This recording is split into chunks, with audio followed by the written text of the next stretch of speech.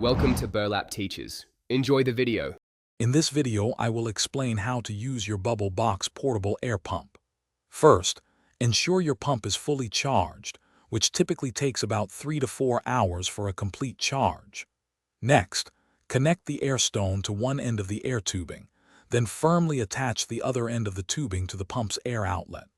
Finally, place the air stone into your water container, making sure it is completely submerged to begin the aeration process effectively. Operating your portable air pump is straightforward. Simply press the power button, usually located on the front or top, to activate the device and start the airflow. Many models offer different settings, such as a high or low output, allowing you to adjust the aeration intensity based on your needs. Always observe the bubbles in the water to ensure consistent and effective oxygenation for your aquatic environment. Proper maintenance ensures your air pump performs reliably for a long time.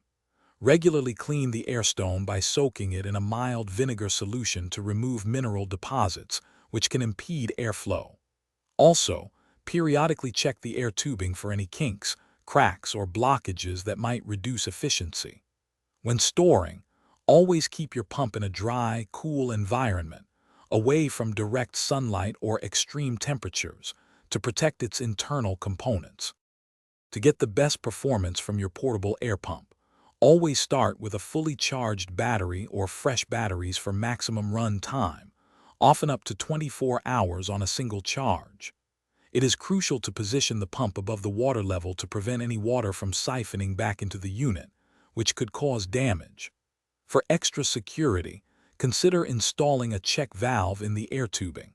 This small device offers excellent protection against water intrusion.